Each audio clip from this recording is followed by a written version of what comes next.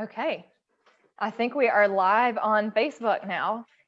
So for everyone watching us on Facebook, welcome. This is our second event of GreensBREWo Week with synerG Young Professionals.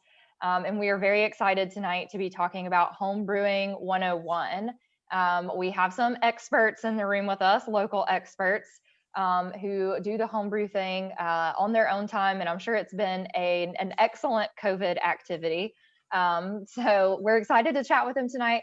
We've got Eric Durham and Paul Davis. We are waiting on one more gentleman to join us who is the owner of a homebrew store here in Greensboro. So hopefully he'll be able to pop in. But if not, I know we'll have great conversation with the two guys we've got on the call right now. So my name is Sarah McGuire, Director of synerG Young Professionals. And again, we are so excited to be presenting GreensBREWo Week, talking about home brewing tonight. If you're watching with us tonight on Facebook, please feel free to drop any comments that you have on the Facebook. We'll be monitoring that, and then we'll let our guest panelists know so that they can answer any questions that you have. But I'm going to stop talking now, and I'm going to let these guys introduce themselves. So I will hand it over to Eric, if you want to tell us a little bit about yourself and how you got into homebrewing. Sure, yeah. Thanks for having me today. I've been a home brewer, I think now for probably going on 10 years. Brewed a bunch of different varieties of beers, and so far I've only had one that I've not liked, which is pretty impressive. Usually I'll go for like 3 or 4 a year, but yeah, just brewed a variety of beers, ales, lagers, and have just loved having it as a little hobby on the side. Love sharing it, and having those moments where folks have a beer and they're like, oh my god, you made this, this is really good. And so that's cool. Full-time working as a financial advisor with a company called Northwestern Mutual. So this is a neat hobby on the side here with the home brewing to give me something else to do during the day, especially during COVID. So thanks for having me, Sarah. Yeah, I hear your little home brewer in the background. Yeah, we've got matching t-shirts. He's about to go to bed or else I'd show him off. So no problem. He's a good assistant for us. So. Nice. Thank you, Eric. Yeah. Paul, tell us a little bit about yourself. Sure. I'm Paul Davis. I have been homebrewing now, I think, for about 7 years. Got started, saw my neighbor brewing, and thought it was interesting, mentioned it to my significant other, and she surprised me with my first brew kit. So she knew I liked to cook. She knew I liked beer. It seemed like a natural thing to just kind of, keep me preoccupied with stuff. Gosh, what can I say? Just like Eric, I brewed pretty much any style. I started out brewing mostly dark beers, but have branched out to IPAs and Belgian styles, pretty much anything. I haven't done sours yet, but pretty much anything else. I've given it a shot. Just want to say, I mean, it's been an adventure ever since, and should mention that I'm also a member of the Battleground Brewers Guild, which, we haven't been able to meet in person since March, but we've been doing virtual meetings every third Monday. So if anybody's interested in sitting in on one of those, let me know. Great, thank you. And we'll drop the information for that on the Facebook video too, so that anybody watching that wants to get involved can jump on that. So you bring up a good point, Paul, that you are able to continue convening even virtually through the pandemic. So let's talk a little bit about the homebrew community in Greensboro. Do you find that it's easy to connect with other homebrewers? Do you find that this community is supportive of it? I know that we have at least 2 homebrew supply stores here in Greensboro, but talk a little bit about the homebrew community, and either one of you is welcome to start. And I'll go ahead just really quickly, since I've, was talking about the BBG. No, it's a really good community. I mean, we have, really well-attended meetings virtually. The meetings, live meetings, were really great because that was a chance for us to get together, try each other's homebrew, give each other constructive criticism on what we like, what we didn't like. So you got the BBG here. Also, if anybody's closer to, say, Jamestown, High Point also has their own club. I don't know what they're doing right now during COVID as well. But yeah, I wasn't really aware that there was such a robust homebrew community until I started doing it myself. And, Eric, you may have the same experience as well. Yeah, I've not been as plugged in as you, Paul, with the different groups. I will say that when we're having just individual conversations with other homebrewers, like especially in Greensboro, they're always pumping up Battleground Brewers Guild, and you got to come on this night. So once we're back to a place to sharing that stuff, it's gonna be a lot of fun. But yeah, I'd say probably from my perspective, having those two homebrew shops locally, that's been huge. Even fifth season gardening, they dabble a little bit in the homebrew stuff, and I've seen some tremendous value going over there and getting their perspective. I went to Triad Homebrew. I think I got my first kit over there, so I think I brewed one of the beers for our wedding from the stuff that I got from there. And with Big Dan, I mean, there's just a lot of local support for sure to just on a whim be like, all right, it's Saturday, it's time to brew. Let's go to the homebrew shop. So it's nice to have that. Well, that's good to hear that it's a growing hobby field resource of entertainment here in Greensboro. And I know that we have a very robust and growing brewery scene, which we talked about in our brewery panel yesterday. But it's great to see that individuals have the capability to pursue that here. And so on that note, if don't know the first thing about homebrew except that I know that I want to try it, where do I start? What's the best place to go to get the information to get going? Paul, I can hop in and you can fill in the blanks if you want. I would say make sure you have a base kit. That's the equipment's probably one of the most important things to having a successful brew. Second thing is patience and time. It's a very time intense process and very rewarding at the end of the day. And then probably the third part is make sure you get sanitizer. You got to keep everything super, super clean, or else you'll have a bad outcome with your beers. So I brought a little equipment that I can show off a little bit later, but yeah, certainly I've learned a lot over the years just on how to reduce the amount of wait time on certain things, like when you're heating up water, when you're cooling down water, when you're done. So I'll share some of that stuff, but yeah, definitely equipment, sanitizing, and time. I don't know if you want to add anything, Paul. I can add a little bit. I mean, the fun thing, great thing is with homebrewing is you don't have to have a huge, big backyard to get started. You can just start with canned extracts and brew on your stovetop. Honestly, that's how I started doing it. Yeah. And obviously Triad Homebrew or, Big Dan, either one will be able to get you started that way. The fun part though is then when you can get, a little more experimental in the backyard. Grain brewing gives you a lot more of a palette to work from. So, I do all my stuff now with a propane tank with all grain recipes. Just to piggyback on Eric, yeah, sanitize. You don't want to spend 2 to 4 weeks brewing something and then open it up and find out that it's just gone nasty. Fortunately, I haven't had that happen because I'm just so regimental with sanitizing stuff. And then the one other quick piece of advice is document every single thing you do during a brew day. Measure the temperatures, record the exact weight of what you're using, use a digital scale if you can. Worst thing in the world is to brew the best beer you've ever brewed before in your life and not know how you made it. I've been there before. So it's like I'm a baker, and baking is a science. And if you find that perfect cake recipe, you've got to measure the ingredients. Don't just eyeball it. So, okay, maybe I have a future in home brewing then. Yeah, you definitely would. It really does relate very similar to baking in that way. So talk to us a little bit about like the actual hands-on time versus wait time. So if I want to brew my very first lager in time for my wedding in May, when do I need to start? You want to go for that one, Eric? You want me? Okay. Well, there are two ways to look at it, right? So something simple like a lager. I mean, you could plan a day for your brew day. I mean, honestly, if you get really good with the process, you could probably do your brew day in a matter of a few hours. Starter, yeah, I think that's only because after you do it enough times and you know your equipment, you can develop shortcuts. But I'd plan at least a day on the brew itself. you're then going to want to wait, gosh, at least a couple of weeks for it to ferment.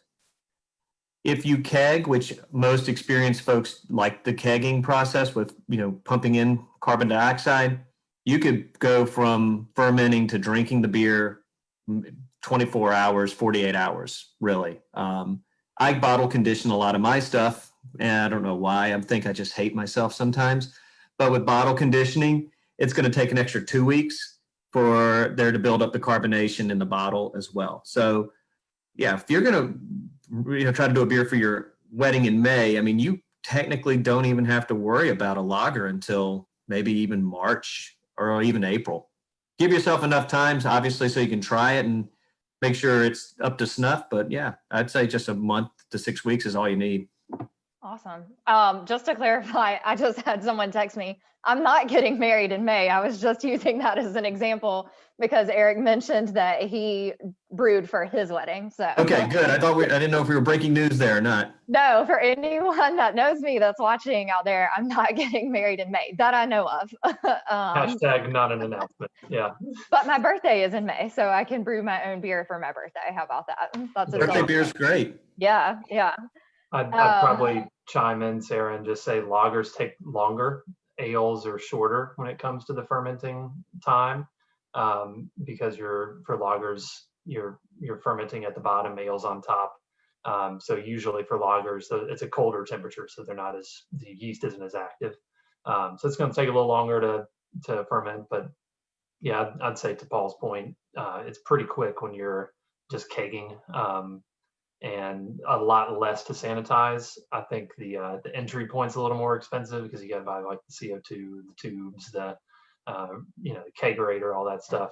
On the other side of bottling, you have to sanitize 54 more things because if you're a 5-gallon brew, then you're putting 54 things through the sink and making sure it's clean before you drink it. So there's pros and cons, I think, to both. So it's all about just personal preference, I think. I'd say active time versus like just waiting time. Active time is like pretty low on the scale. It's a lot of waiting and just looking and waiting for stuff to boil, waiting for stuff to cool, get to the right temp.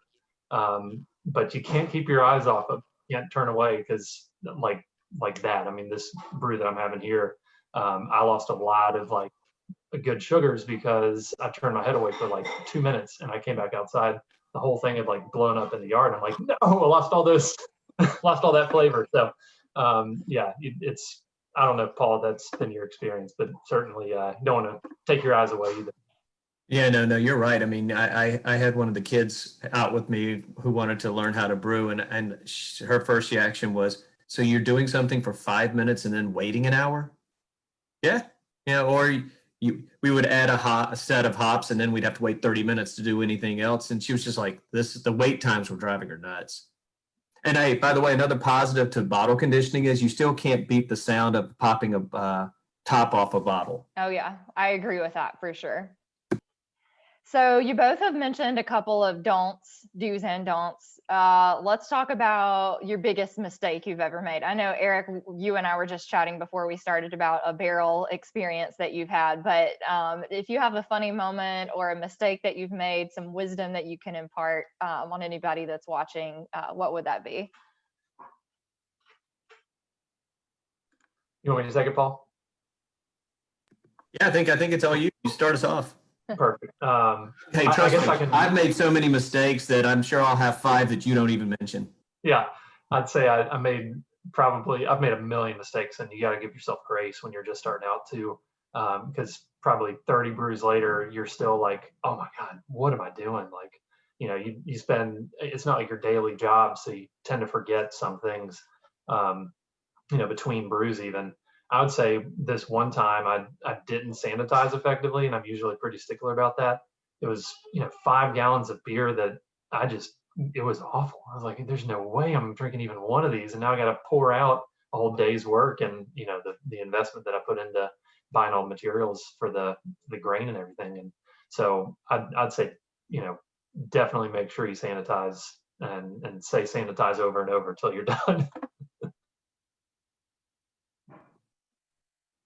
I'll go over a couple. I have run out of propane before and had to drag a boiling pot of water into the house to throw it on top of the stove.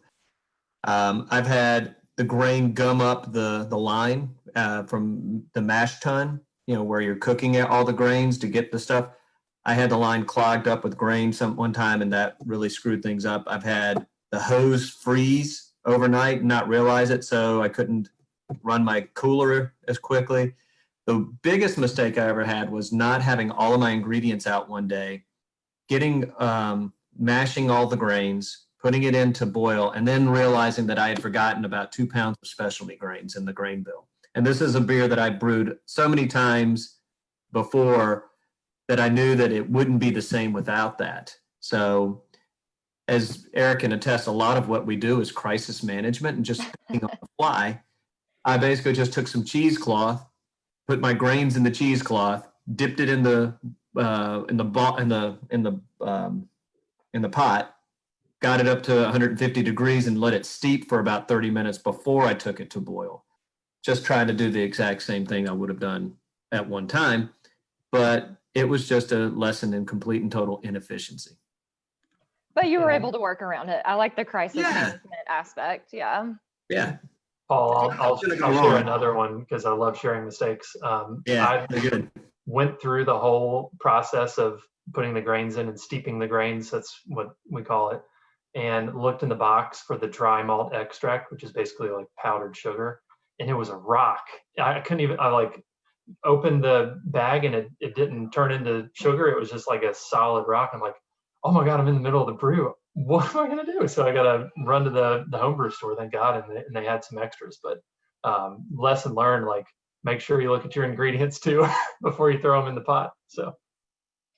Well, speaking of the homebrew store, it looks like Eric from Triad Homebrew Supply has joined us. Eric, are you there?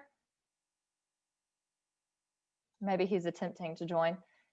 We'll continue our conversation. And Eric, if you're able to turn your video on and join us through the audio too, then we'd love to have your input on some questions. So let's talk about the beer actually for a minute. Both of you are sipping on two of your creations. So tell us a little bit about your, the creative part of the process. Like, how do you come up with what you're going to brew, and what's been a success for you? What's been a recipe you've had to tweak? Paul, go ahead.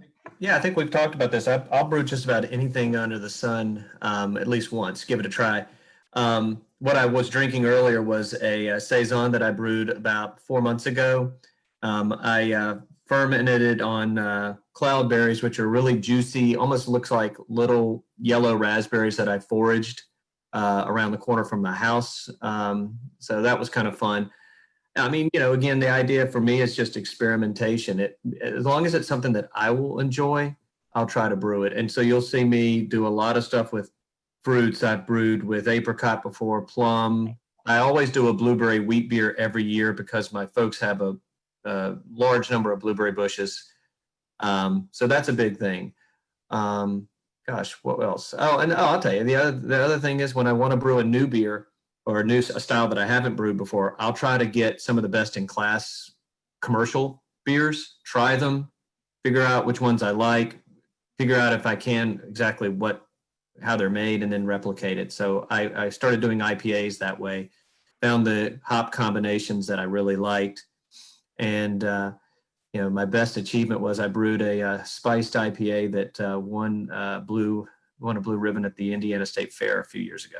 That's incredible. Yeah, it's so far been my most successful thing yet. And I'm not a huge IPA guy, but it just turned out really well. So. Do you recreate that one every year? That's why you take copious notes on exactly what your recipe is, Sarah. No, I've come pretty close. The problem with that one was I used basil, and even when you measure an herb, sometimes it's not always going to be 100% perfect. It's never.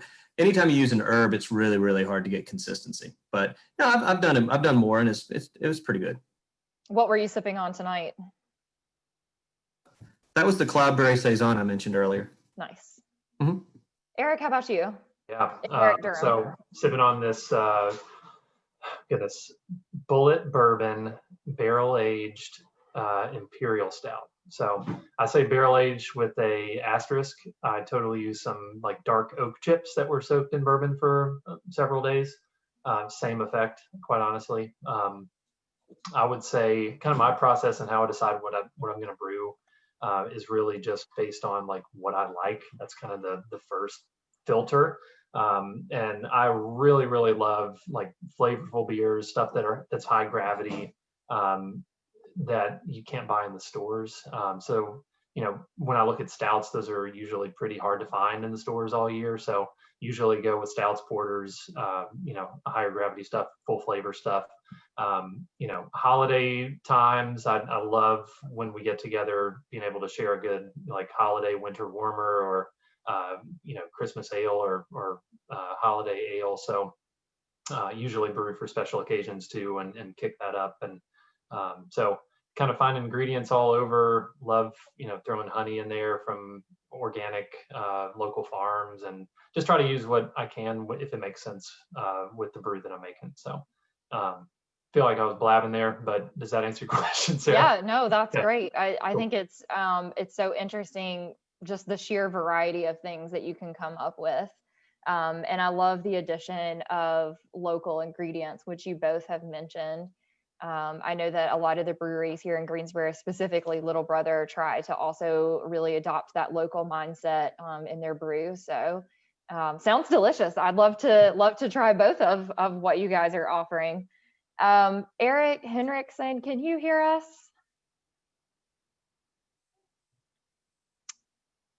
You're on mute if you are speaking. We can't hear you.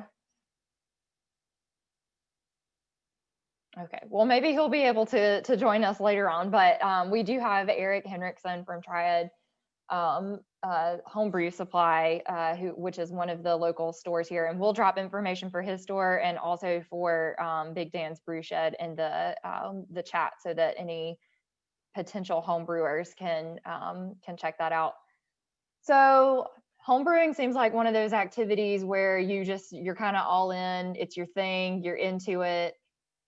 Have you ever thought about taking it beyond homebrewing? Like, would you ever consider a career in the industry, or consider anything beyond just doing it on your own at your home?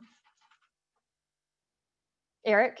Yeah, I gave it some serious thought, and probably no would be my answer. I just enjoy kind of small crowds of close friends and stuff.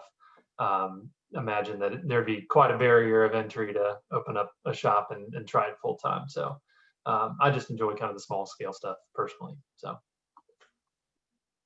Yeah, I think somebody told me one time do you want to take something that you do occasionally as a hobby that you love doing, and then turn it into a 7-day a week job? I mean, it's something that I still consider. I think, as the panel talked about yesterday, they think there's still room for more here in town, but they emphasize that you really have to have something distinctive and differentiated. And so, if I was going to go that route, I'd really want to figure out whether I could offer something that's not already available. Plus, you have to figure out the financing. You have to have the business plan. It's a daunting thing. I mean, it's something that I think you'd really have to take seriously. I mean, I'm certainly looking at it, but it's not something that I'm just eager to jump into, particularly not right now. I can imagine. I like brewing I like brewing what I want to brew when I want to brew it. Yes, and I think you made a great point that opening a brewery or just moving to sell your product includes a lot more than just the actual brew process, because it is a business. So you've got the whole business side of things to consider as well, which sometimes can take the fun out of things. So totally understand that. So let's talk a little bit about the local breweries in Greensboro. I'm going to put you on the spot. Do you have a favorite brewery in Greensboro? And is there a beer that you've tasted at one of them that you've tried to emulate at home? I'll take that one. I think for me, honestly, Joymongers and Pryor are like my 1A and 1B. Rest in peace, Pryor. so Joy Mongers takes number one for me, just because I think they do such a good job at the whole range. You've got the super crafty stuff, you've got the really accessible stuff. I tend to lean on the super crafty side. So far I've 100% satisfied with Joy Mongers and their model. I've not tried to do any of their stuff. It's just been so much fun trying theirs when I've been over there. So that's the second part to your question. Nice. Paul? Well, it's kind of tough because I'll have to admit most of those guys are very active with the guild and very supportive of the guild. So it's kind of like choosing your favorite child, right? I will say that I like South End a lot. I like a lot of they're only a year old, right? So William Brown's been brewing around here for years. I mean, he was at Gibbs and brewed some of the stuff I really liked at Gibbs early on. So, William does a lot. He does a rye beer. There's a rye IPA that William brews that I really like. So I like that. Now, I haven't been going to indoor breweries very much, so I will have to say that Odin has been really a big go-to for me. Just as Brian said yesterday, I mean, they have that ridiculously large outdoor space with the picnic table. So while the weather's been great, I've really gotten acclimated to going over there and having some of his stuff. I'd also tell people, if they haven't gotten to-go beer from 1111, definitely give Big Dan's stuff a try, because Big Dan knows his stuff. His beers, especially his beers, are really on point with style. And he has an online ordering option as well. So I would give a plug out to 1111 as well. And to answer the other part of the question, again, like Eric, I tend to brew the beers that I can't buy around here locally. So, Right. I really don't emulate anybody's stuff as much as I just try to brew something that I want that I can't get out here. So. Yes, 1111 is, I'm glad you brought them up. We've had the good fortune of partnering with them. synerG has for an event last year, and I was very impressed with their products. And 1111 and Odin and South End and Little Brother and pretty much all of the breweries in town now do have those online order options, which is great. Because you can just pop in, pick up your order and leave. I know Little Brother even has a delivery service that they do twice a week. So don't let the COVID, the pandemic, stop you from supporting local and enjoying those beers that we have out in our community, or let it be a time for you to start making your own beer, like these guys have. So that was all the questions that we had planned out for our talk tonight, but I just want to open up the floor, and if there's anything that we haven't discussed or just any tidbit that you wanted to share, please feel free to do that.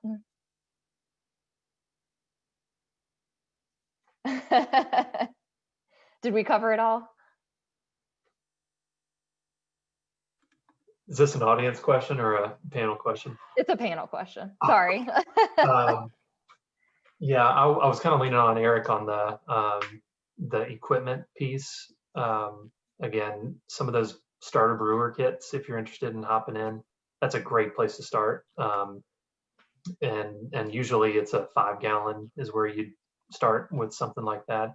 I've seen some, like, Paul, I don't know if you have any advice on some of the smaller batches, but I think 5's a good starting point. I think there's a couple that are like 3-gallon maybe. But I kind of found the break even around 5 when it makes sense to brew versus buy or something in the stores. But yeah, I would definitely recommend, you can do it in the kitchen.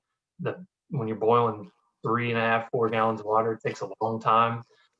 So love having the propane, like turkey burner kit stuff to be able to boil the stuff in. It probably takes, I don't know, an hour of just heating up time for the water. On the other end of that, when you're done with all the boiled stuff and putting the hops in and all that stuff, if you have like some sort of wort chiller, W-O-R-T, which is after you've already put all the sugar in before you throw the yeast in, it cools everything down. So some copper wiring. I've seen some like MacGyvered stuff with PVC that you just hook up to your like garden hose and let water go through. It takes so much time just on the cooling time to get it down to a place where you can put yeast in safely. So that was the super nerdy like homebrewer lingo. I hope I made sense with what I was saying, but that takes a bunch of time on both sides of those brew times. So Yeah, no, I think you're spot on. I mean, I find that if you have limited space, if you're in an apartment, obviously starting out stovetop with extracts is the way to go. Um, but yeah, to Eric's point, faster brewing, more creativity when you have a propane tank. You don't even have to have a super fancy system. There you go. There's your propane tank right there. Lovely, lovely. Again, a copper coil is perfect because all that's doing is just transferring the heat out of the wort into the water, and there you go, as if on cue. This is great. It's like we coordinated it, but we I didn't. know, that was so great. Well, And then the other thing is I have the luxury of having a second refrigerator, so that's nice because once you have I do keg some, and then I have bottles, and I find that especially just having a nice reserve of beer has been very good. Especially like I said, March, April were rough. Not everything was shut down. It was you didn't know whether you could or should go out, and I open up a pantry and I'm like, oh look, I've got 10 gallons of beer sitting here. It's not going to drink itself. So yeah. oh, that's funny. Thank you, Eric, for showing us some of the equipment. None of it's like that big or bulky. You could No, put it no. away in a Paul closet. Paul And mentioned a refrigerator. Sorry, I didn't deliver on that one, Paul. I wasn't gonna haul in a fridge. So I was waiting for you to break out the igloo cooler, like to mash as my mash tun for basically steeping the grains. I just modified a cylindrical orange Home Depot cooler, retrofitted it with a false bottom, and I mean seriously, you can start brewing without having to buy the super high end stuff. I mean, I'm sure folks will be happy to sell you the high end stuff, and you'll get there eventually. But you can start out without it taking a big punch in the wallet too. if you want to get your toes wet first, see if it's something. Exactly. Yeah, yeah. And think about the mathematics of it too, Eric. I mean, if you're brewing 5 gallons, that's 55 more or less bottles of 12-ounce beer, and you're probably only paying like a couple bucks a bottle when you're brewing it yourself. yep. Mm, I like those numbers. Couple other tips. YouTube is your friend. Definitely utilize some like 101 homebrew stuff. Buy some kits for sure in the beginning, with like the dry malt extract, the liquid malt extract, the grains, all of it prepackaged just based on what you like. It has a recipe in there, so it keeps it pretty easy. If you pair that with just watching some YouTube instructionals, that's a great place to start. Then as you get better, you can move to the all grain stuff, and if you start loving it, you can start building from there with what you have, what kind of equipment you use. So Share your beer with your friends, particularly your friends who know beer as well. In the guild, we typically have competitions where you register your beer, you send them off, and you have them kind of professionally judged. But and that's the idea is to help you make better beer. But again, you can do that with just a network of folks, whether it's your Brewers Guild, whether it's just the guys that you meet at, Joymongers for football games. Just, be prepared that some people are going to be very opinionated on their beer, and know that it's a constructive exercise. That's the other thing I'd say. Well, if anybody needs a taste tester, just let me know. I'm available. And we got you covered. Thank you.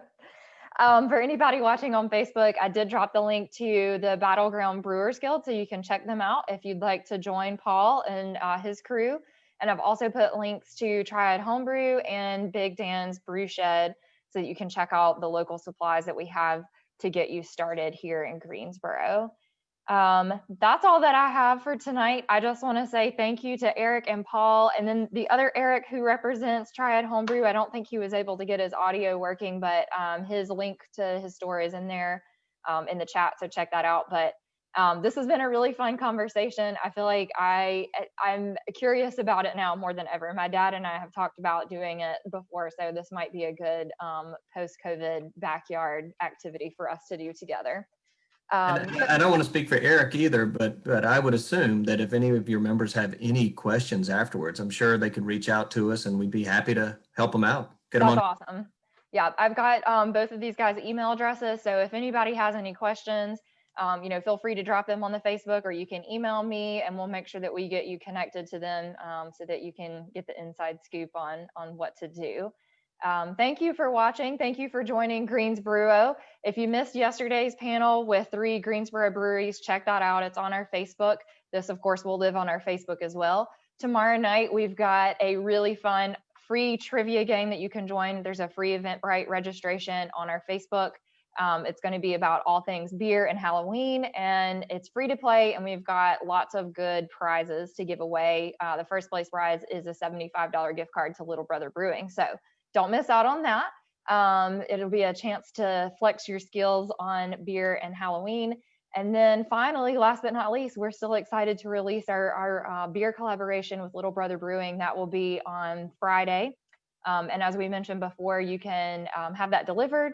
You can order it ahead of time to pick up in the store, or you can come enjoy it in their tap room. They've got really limited capacity, but they've got some spaces inside and also some spaces on their patio as well. So that's the lineup for the rest of the week. Thank you again so much, Eric and Paul, for being here. We hope that we'll be able to make some connections with people that are watching to you. So thank you so much for sharing your time and your expertise, and we'll see you guys next time. Thank you so much. Thanks for having us. Bye, y'all.